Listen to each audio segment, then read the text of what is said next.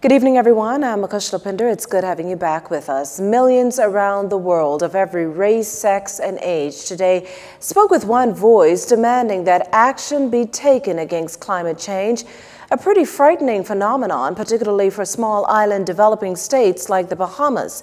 Here's our BJ McDermott with the story. You have the recent fires in the Amazon, scorching summer temperatures across Europe, and closer to home, deadly hurricanes with a record-breaking 6 additional named storms active in the Atlantic and Pacific.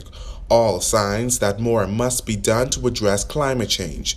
And leading a global strike is a 16-year-old Swedish girl, Greta Thunberg, who has the full backing of the Bahamas. Citing the climate crisis declaration this morning were young representatives of the Cat Island Conservative Institute who called for immediate bold action to be taken by the Bahamas, other small island developing states, and the international community to address this crisis.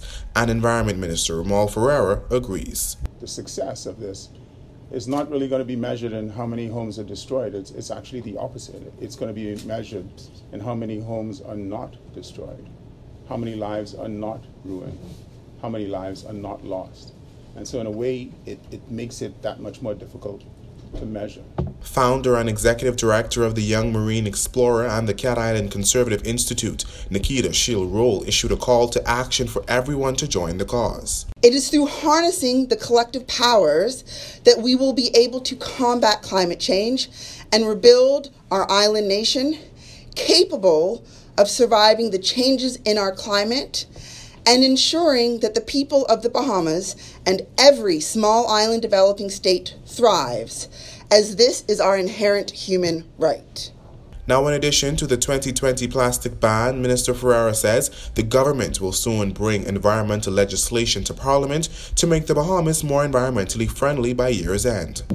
The Attorney General promised, I don't know if you remember some time back, a suite of environmental legislation, and he's delivered a lot of them in draft and that we're reviewing. One of the two fundamental things that we want to do is in addition to the plastics legislation, is to amend the Bahamas National Trust Act, amend the Bahamas Protected Areas Fund Act. We want to introduce an act to establish the Ministry of Environment, which is very important. And we also want to introduce an act to establish the Department of Planning and Protection, which is also very important.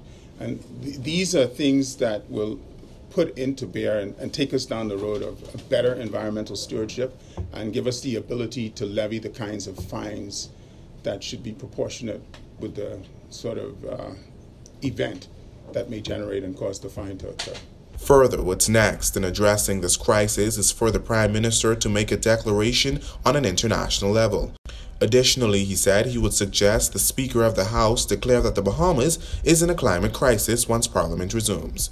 Reporting for Jcnnews, I'm Berthany McDermott. Now, it's a mammoth task, but the Environment Minister says they've already started the process of removing the estimated 1.5 billion pounds of debris Dorian left behind. Notwithstanding the tens of millions of dollars, there are volunteer agencies here on the ground, there are private citizens on the ground that have begun the debris removal, certainly from their homes and their premises.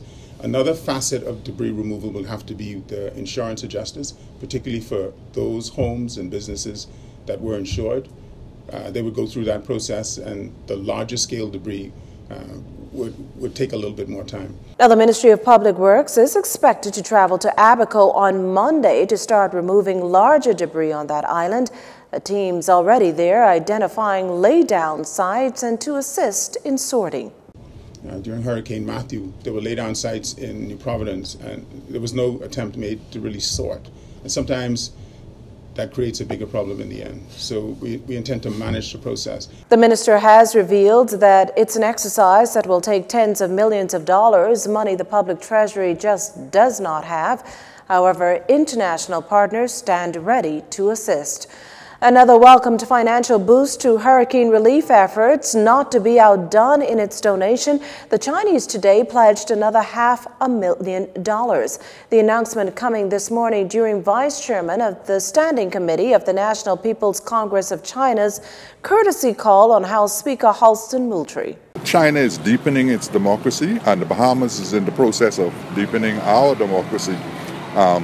We both believe in the rule of law, and so the purpose really is to seek mutually beneficial opportunities to advance the people of the Bahamas, while also the people of China will be benefiting from the mutually beneficial relationship. We see opportunities for the remainder of the archipelago to develop as we restore and redevelop Grand Bahama and Great Abaco, so that there could be a greater population distribution. China last week handed over $100,000 donation to the National Emergency Management Agency. The two countries have shared diplomatic relations for more than 20 years.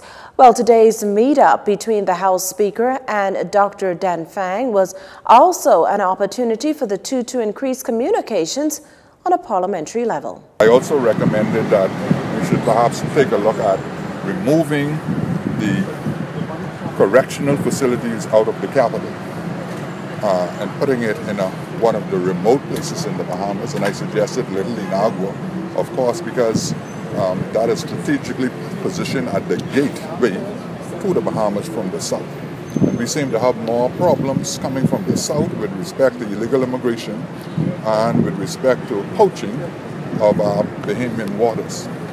And so we believe that if we put the proper facilities in at that gateway, we can better protect ourselves and protect our sovereignty. The Speaker went on to list 6 key areas for development in the Bahamas, namely scientific research on the impact of global warming, on the apparent increase in intensity and frequency of tropical cyclones, as well as the development of marine industries. He also suggests educational grants, cultural exchange, technical assistance, scholarships and training programs, industrial development in the Southeast Bahamas, infrastructural restoration and development throughout the archipelago. Dr. Dan Fang says China takes its relationship with the Bahamas very seriously, adding that the government can expect its cooperation in areas such as culture, tourism, and port development.